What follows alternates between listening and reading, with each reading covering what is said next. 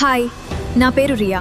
నేను పురాతన నాగరికతలు, బైబిల్ చరిత్ర మరియు పురావస్తు పరిశోధనలపై ఆసక్తి కలిగిన యువ శాస్త్రవేత్తను.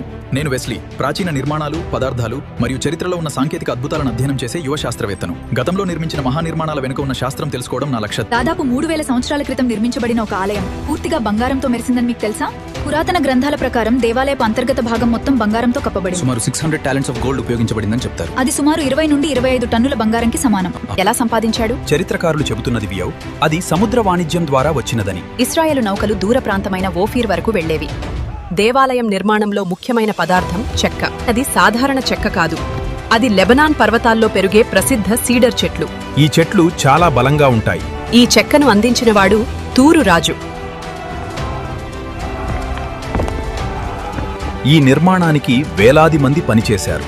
బైబిల్ ప్రకారం వేల మంది రాళ్లు కోయడానికి, చెక్క తేయడానికి పనిచేశారు. ఈ దేవాలయం గురించి ఇంకా చాలా రహస్యాలు ఉన్నాయి. పురావస్తు శాస్త్రవేత్తలు ఇంకా పరిశోధనలు చేస్తున్నారు. మరి ఈ రహస్యాల్ని తెలుసుకోవడానికి మన పరిశోధన ఇంకా కొనసాగుతోంది. బంగారం, చెక్క, రాళ్లతో నిర్మించిన ఈ దేవాలయం చరిత్రలో ఒక అద్భుతం.